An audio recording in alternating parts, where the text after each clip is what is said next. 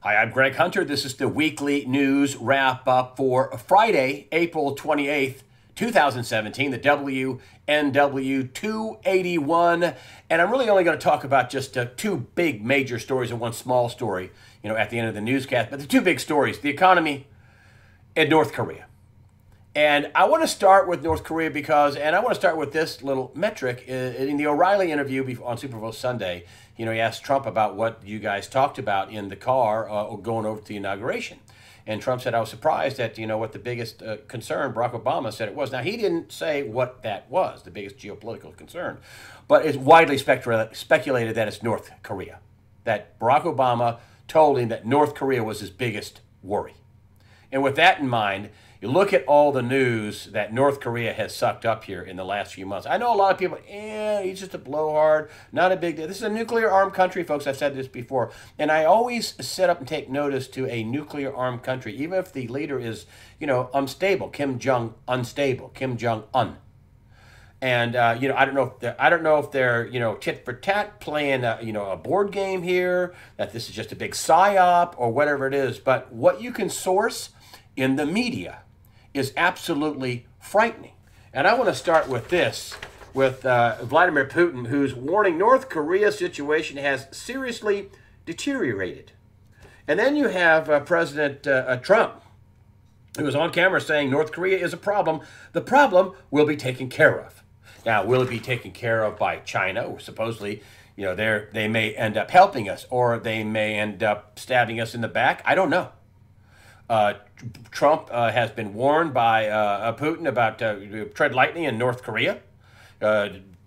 Russia has a small piece of a border with North Korea in the northwest section of North Korea. China has, of course, the biggest border. But here's another big one that just happened this week at the White House, and this just got kind of brushed over in the press, and I thought it was a big deal, especially with all of the goings-on back and forth with North Korea and their simulated videos of destroying America with a nuke test, and their live-fire artillery firing, and then Donald Trump saying North Korea is the problem, it's going to be taken care of.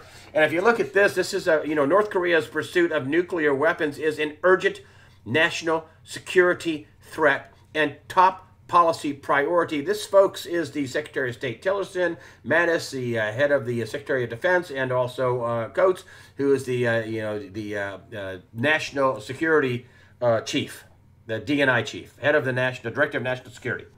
And if you look, as I said, about this artillery drill in North Korea and, all these, provocative videos of nuking America, and then you have the 100 senators briefed in detail. That's the reporting. That's the facts. Briefed in detail. And then you have the that Minuteman ICBM, that Minuteman 3 ICBM fired from Vandenberg Air Force Base. It was unarmed, but still fired from the Air Force Base, and they said it was just regularly scheduled. That's the timing is just really unbelievable that it was just a regularly scheduled. Yeah, a couple of weeks ago to show our missiles are bigger and better than yours, Kim Jong-un. And here's, they allowed this to be photographed and they told people about it. They wanted it out there. This is overt facts of quotes, press releases, missile tests, video of live fire drills going on in North Korea, videos they're producing about nuking America. Folks, this is frightening. I have not seen this level of brinksmanship with North Korea ever. I've been in the news business since the 70s. I've never seen this kind of brinksmanship. And again, this is a nuclear armed country. Can we wipe them out? Yes. But, they can now have the technology to fire missiles off of subs. They've released video of that. Do they have a sub off the West Coast? Don't know that. Can they hit, half of America with one of their intercontinental ballistic missiles and their new, more powerful engines? I don't know that either. What does the intel say, the real legitimate intel say about North Korea? Or is this just going to be some big false flag? The answer is who knows. But the tensions are real. The sound bites are real. The video being released is real. Is war going to be the next real thing, or is this just a a brinksmanship thing to get North Korea to acquiesce, and maybe China can push them down? And incidentally, they've got 150,000 troops on their borders, and they have made threats to South Korea about their nuclear weapons. But who knows? But the stuff that you can report, that you can source, that you can have a press release or a soundbite or a picture or video is frightening with just North Korea. It really is. And I'm going to move on to the economy, and I want to talk about Donald Trump's overall economic plan. And I look at it this way. I think the good news is I think he's going to be successful. The bad news is I think he's going to be successful. And what does that mean? He'll get the economy going at the expense of, blowing up the federal deficit. Can he get the economy going enough to where the increase in the federal deficit, most people shake off and go, meh? Or does he not get it going? I think he will. But does he get it going so much, interest rates spike, and we have a derivative implosion around the world, and bonds go crazy, and they get severely devalued? I mean, the canary in the coal mine, and I've been talking to you about this, is Puerto Rico. And they've defaulted on over $72 billion in debt. Little Puerto Rico with 3.5 million people, $72 billion. Bye-bye. Thanks for the cash, folks. I have Mike Maloney coming on the early Sunday release. He lives in Puerto Rico, and he says, yes, yeah, they have defaulted. I say, what does that mean for you guys? He says, well, at the moment, it doesn't mean anything. And what he's told me he means by that is that, they keep the lights on and the trash picked up because they stopped making the interest payments.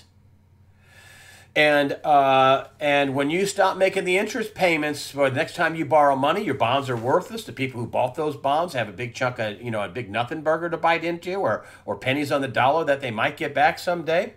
And this is why I think Donald Trump is absolutely, and the Trump administration and the Republicans should be frantic to try to get the economy going. And more metrics on that in just a minute. But a couple of headlines, Trump outlines, tax cut plan. I'll talk about that in just a second. GOP tax cut plan met with skepticism. The skepticism is basically you're going to blow up the federal deficit. And how much are you going to cut? You're going to have to cut free stuff to get the capital back to work instead of sucked up by taxes and, put into the free stuff campaign. And the Trump administration has to be absolutely panicked at this point, which is why I think Trump is pushing so hard. He's not a dumb man. He went to Wharton Business School. He knows what's going on. There is no question about that. He's got smart people around him. Unfortunately, he inherited a very bad situation. We got $20 trillion in debt, folks. And I ask this to people all the time. Do you think you owe that $20 trillion? 9 times out of 10, people say, no. Yeah, you do. But here is something from Michael Snyder. He's the Economic Collapse blog. Brilliant guy. I've had him on as a guest. We should have him on again soon. But anyway, 11 facts that prove 2017 U.S. economy is in far worse shape than it was in 2016. And I just picked out 3 of my favorites. This is a big one. More than 8,000 retail store closings in the United States in 2017. That's the projection. Far surpasses the former peak of 6,163 store closings in 2008. In March, U.S. factory output declined at the fastest pace in more than 2 years. Disappointing car sales in March. Inventories have now risen to the highest level that we have seen since the last recession. Those are 3 of the 11, and the other 8 are pretty scary as well. But this is just facts that prove real facts. When you start having store closings, that's a tangible fact. That's less tax revenue for those stores, less employees, less payroll tax, less people going out for lunch, people on unemployment sucking up money that they, instead of making money, they're sucking money out of the system. That is a completely bad metric. And then you add this that just came out, and that is concern grows GDP report Friday will barely show economic growth. This is CNBC, and let's just get close up here.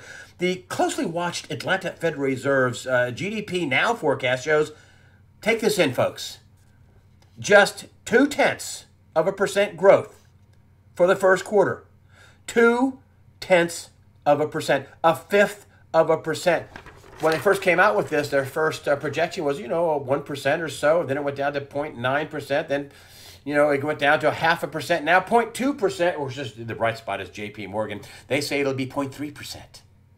I mean, the economy is tail spinning by every metric you can see. Yet, there's a total disconnect, which I think is because of money printing and the Federal Reserve getting into the futures market and program trading.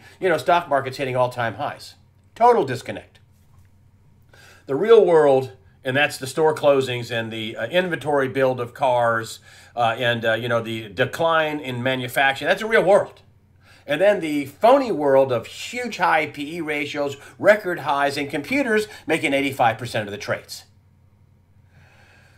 And so this brings me to Trump's tax plan. And back to, I think he'll be successful. That's the good news. And the bad news is I think he'll be successful. And that's going to be the bond market takes a spike up. Interest rates take a spike up.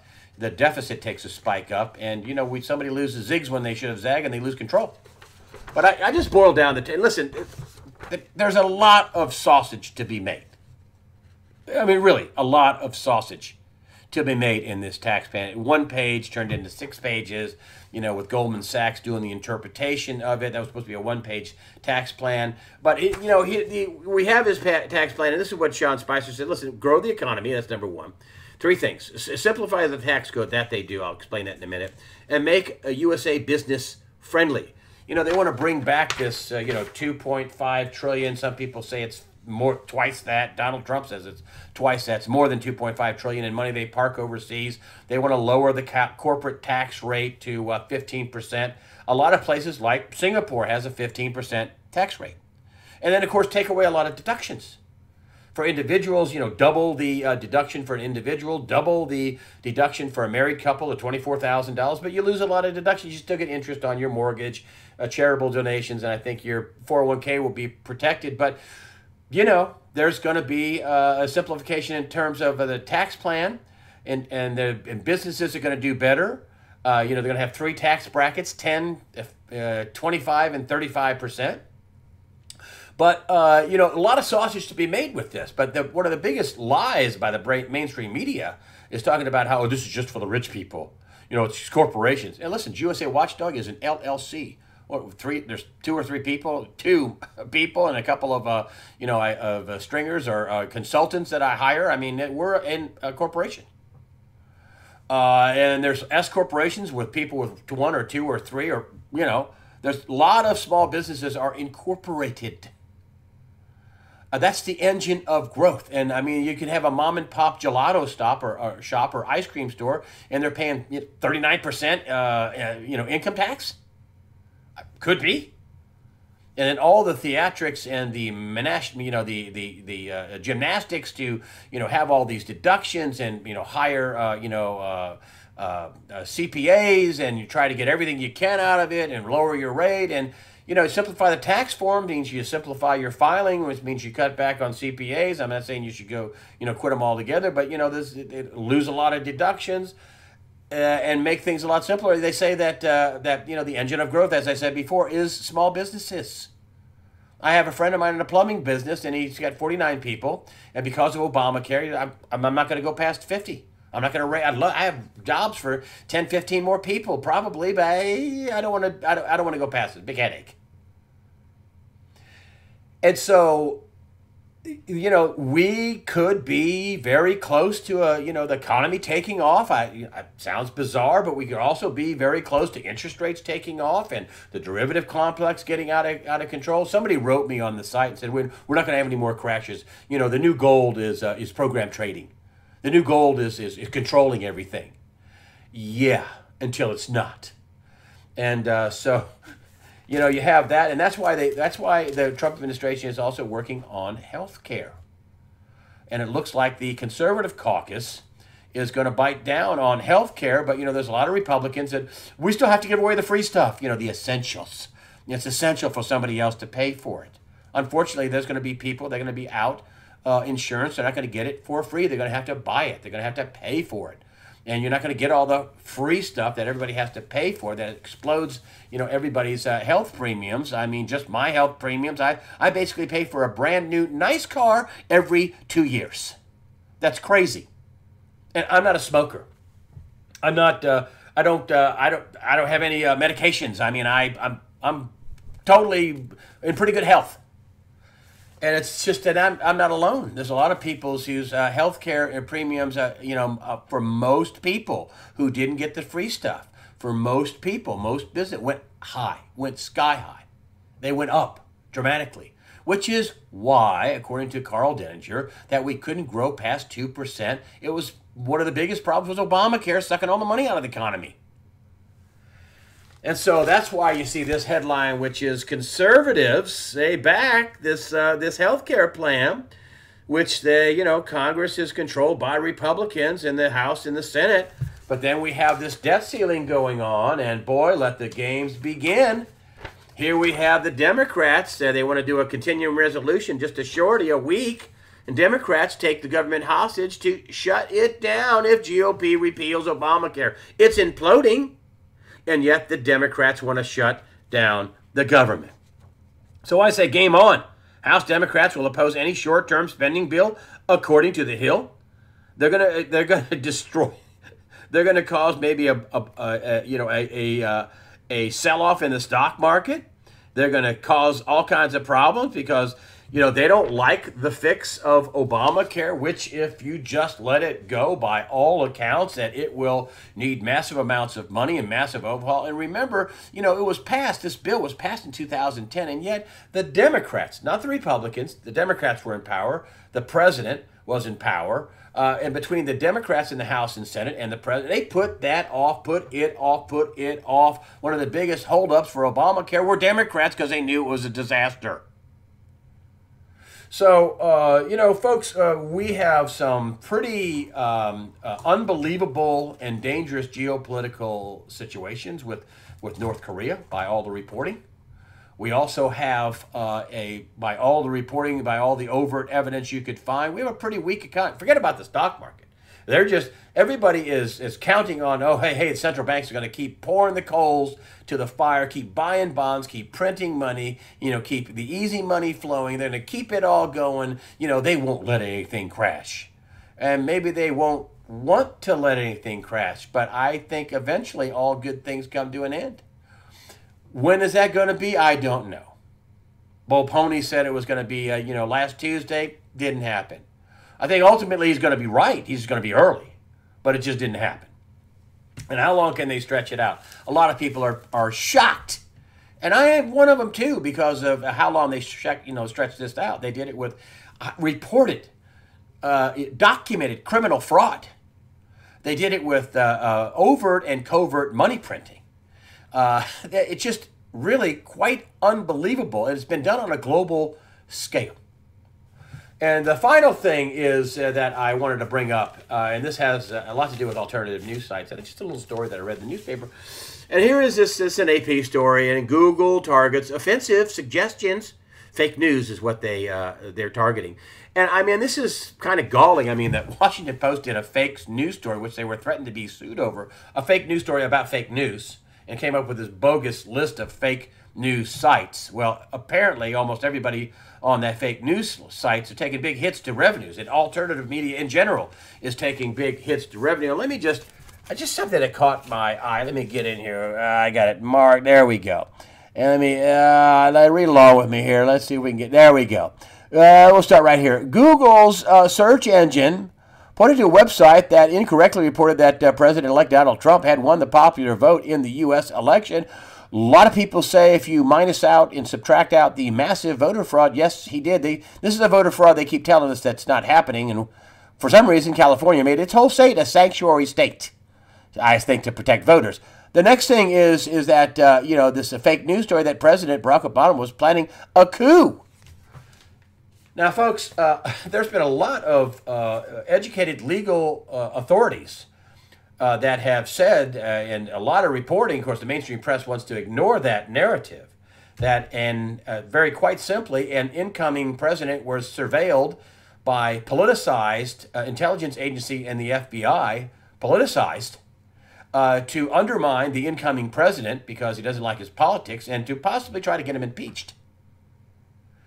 And that is some real solid speculation with a lot of news reporting to go behind it, including a guy by the name of Jay Sekulow, who is a legal scholar, and other people have come up with that there was spying on Donald Trump, just like he said, and spying on him to undermine him, not because of some Russian collusion, which I think is still to this day, there's not a shred of evidence of Russian collusion with the Trump administration. Yes, I know Mike Flynn didn't report taking some money from Russian interests, but that's Mike Flynn. But you're talking about colluding with the Russians to rig an election, and all the security people have said, no, they didn't change a single vote. And I've yet to see a single piece of evidence where they actually colluded with the Trump campaign. It's a big nothing burger. But I want to get back to is this attack on the so-called fake news and fake news sites. And I'm just telling you, from the people that are in the alternative press have witnessed big decreases. Some have been completely decimated, wiped out. I don't want to give you their names because that's, I don't want to give information that maybe they don't want out. But I mean, big, well-known names have been creamed, have had a lot of revenue has been cut away from them. Is part of that because of, that broadcasters are fighting back, cable is fighting back in a big battle with YouTube, trying to take money away from them. And, they have some studies saying, they're not very good, that advertising on YouTube isn't very good. And then you have YouTube saying YouTube ads are 80% more effective than broadcast. So, is part of that money coming away from YouTube? Is part of that trying to suppress or limit free thought and free speech? And I think maybe some of both.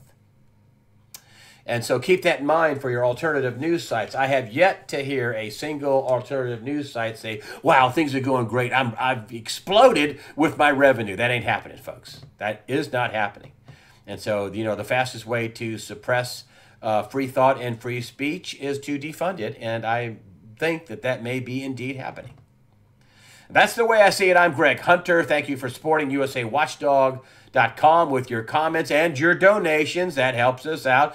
Please support the other alternative news sites out there. If they're not telling you this, they are hurting. I know that for a fact. Many are hurting. Thank you for supporting, all the alternative media, including USAWatchdog.com. Remember, Mike Maloney from GoldSilver.com is the early Sunday release. Good interview. Smart guy, solid guy, some good insights.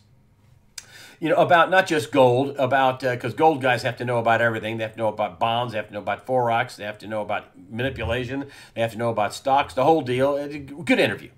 Just remember, this is my favorite thing about the whole broadcast is fear not. Prepare yourself mentally, physically, above all, spiritually. Fear not.